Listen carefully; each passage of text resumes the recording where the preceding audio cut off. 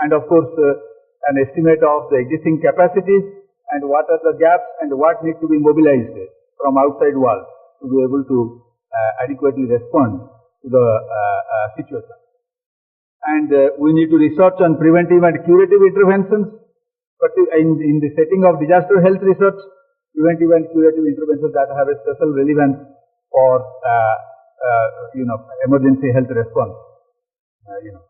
And of course we need to characterize and compare disaster preparedness, coordination and management, access, response and coping behavior, and recovery from disasters that we experience. This last one is very important, because you see here we don't have a scope to sort of these calamities happen on their own, and different calamities happen at different places.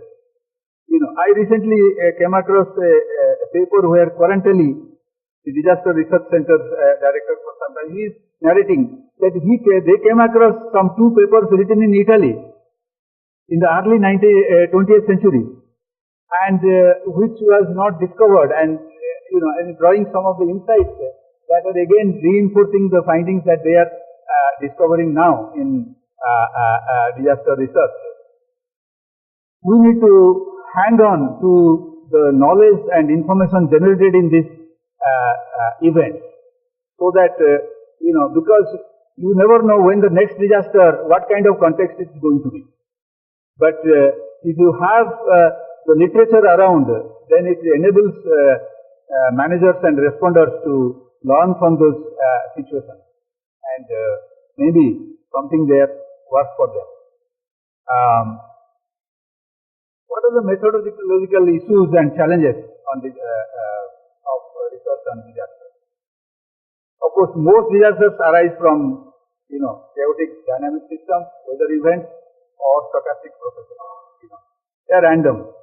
We can't predict. Although there are some vulnerabilities, we can anticipate to some extent, but we cannot exactly predict when and where they are going to happen. So of course, in terms of predictions, particularly weather predictions and all, improving gradually. We are much better off today than, let's say, 100 years ago.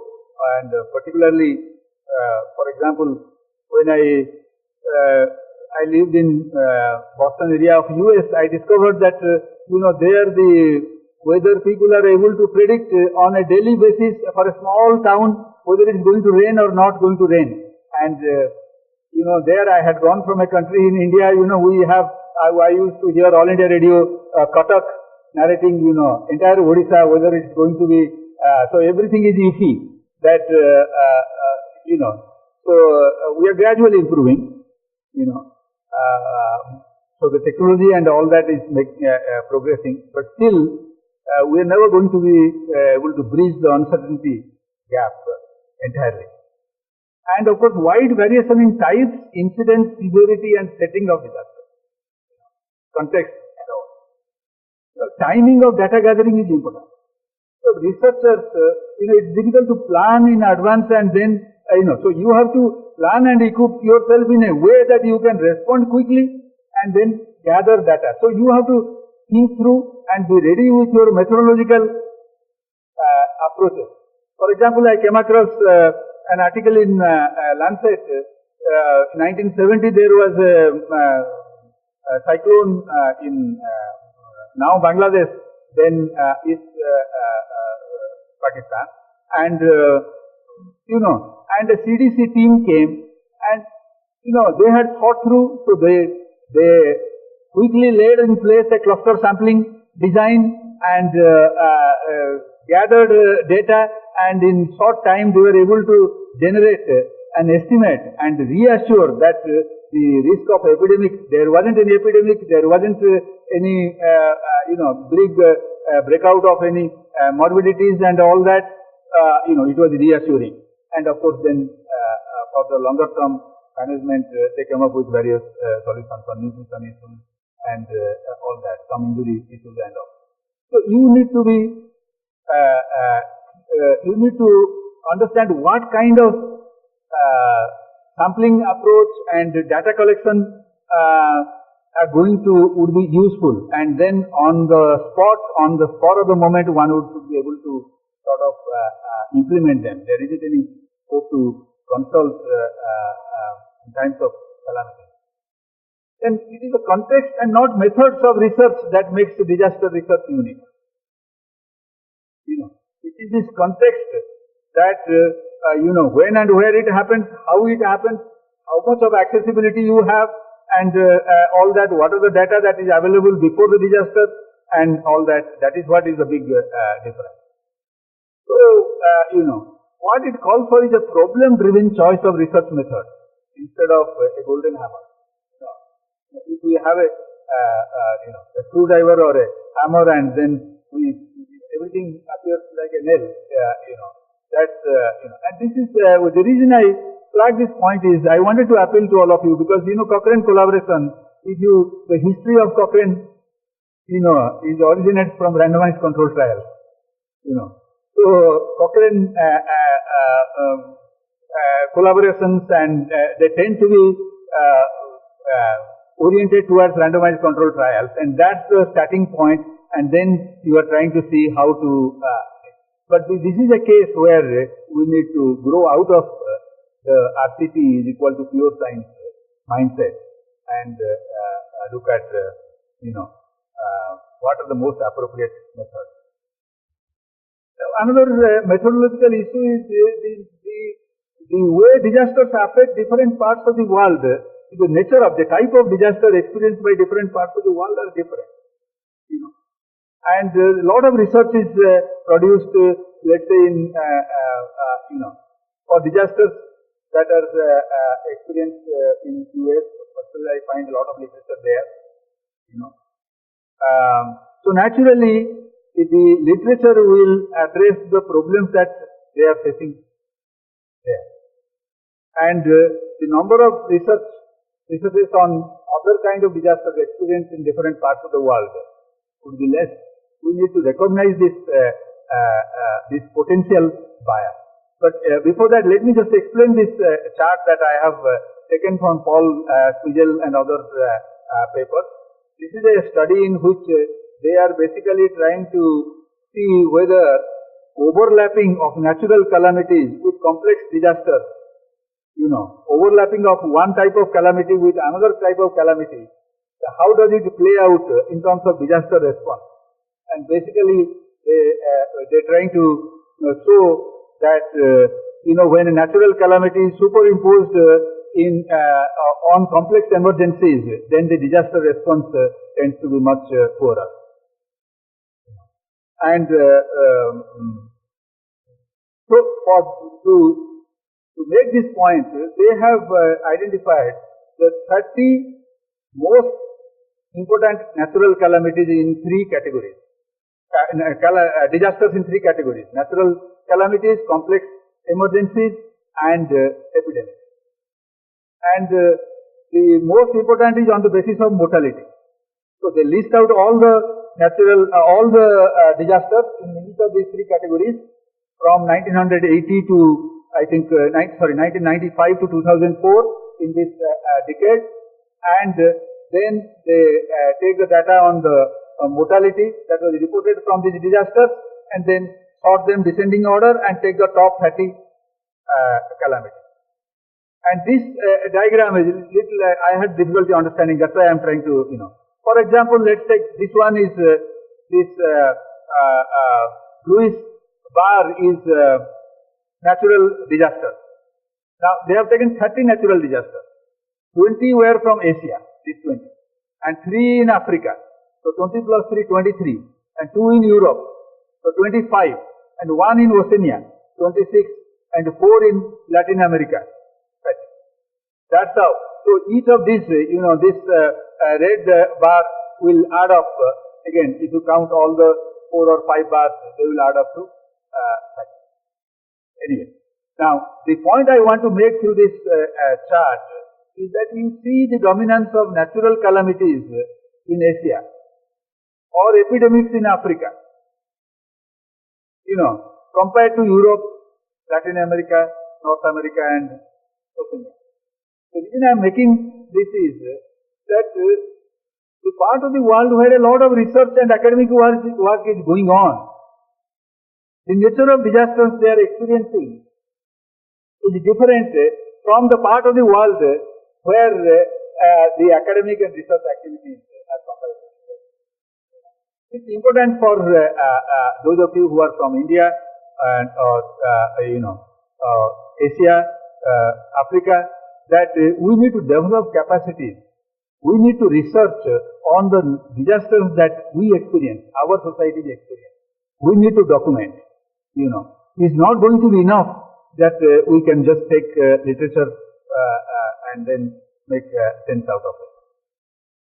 Now, I just, what kind of research is being done, what kind of methodologies are being adopted. Just to get a flavor of it, I came across this article by the editors of this hospital, pre-hospital and disaster medicine.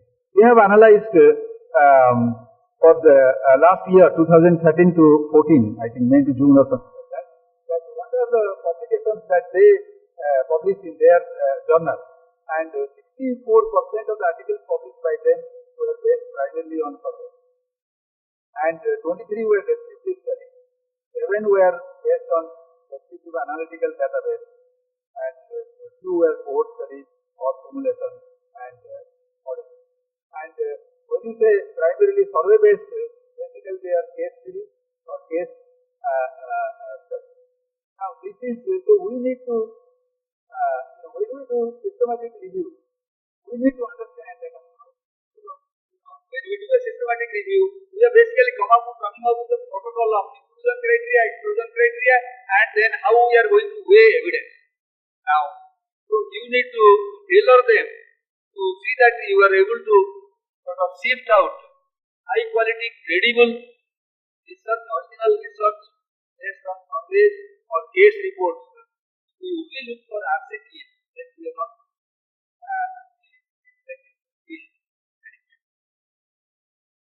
Now, there is another study recently completed on hygiene, global health and ODI. I come to research on disasters in India. There is a landmark study by Anu of Delhi University, and she has gathered about 4,004 publications or reports or documentations of natural calamities in India, that from I think 1800 or something like that to and from this 4,004 research publications or reports, is identified 5,017 research units of disasters, and then classified them based on the titles of those papers. What are the type of disasters of which papers done in India was and as you see, a lot of it is on earthquake. Then flood, drought. The important thing here to remember for the Indian scholars is that it is not necessarily the case that earthquake is the most important natural calamity in India, or in other words, it is not that the mortality. Let us take an indicator. Mortality is an indicator. It's not that mortality contributed by earthquake exceeds the mortality contributed by flood. This only reflects the research interest.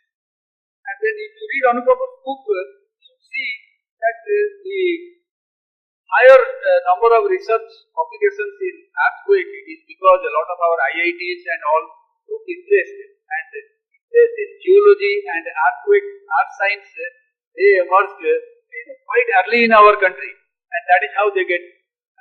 So sometimes the academic lineage and heritage that you have in your institution, they also tend to sort of bias research focus and research. How does Anupapa say that there is a bias? It is very difficult to find data to compare what is actual.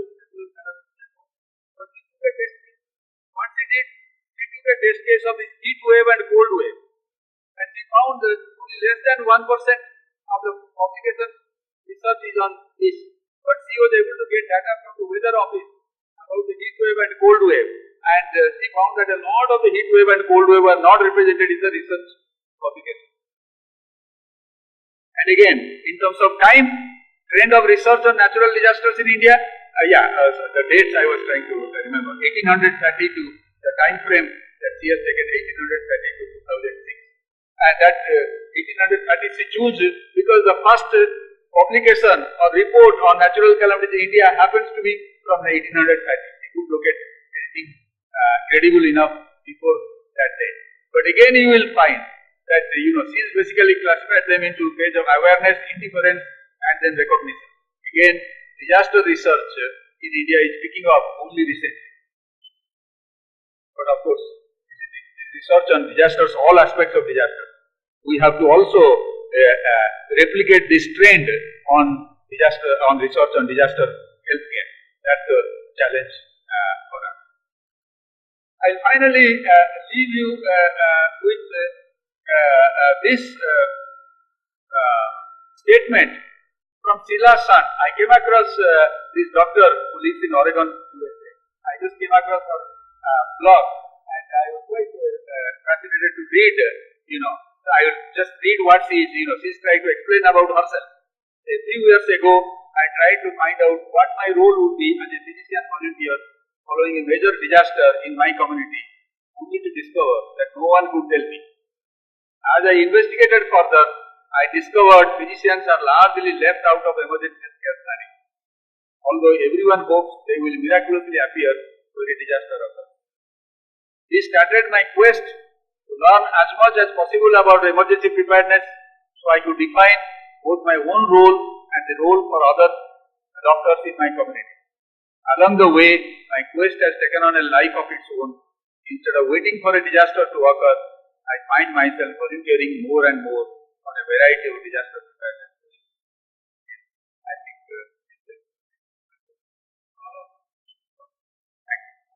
Thanks, Santa, very much indeed. We've got small kids from the United Kingdom, soon united after the Thank you. So we'll move on after hearing about the challenges of generating evidence, the need for research, and it's very heartening to hear the encouragement for research in the disaster context, in the places that are struck by disasters, and the encouragement for research here in India and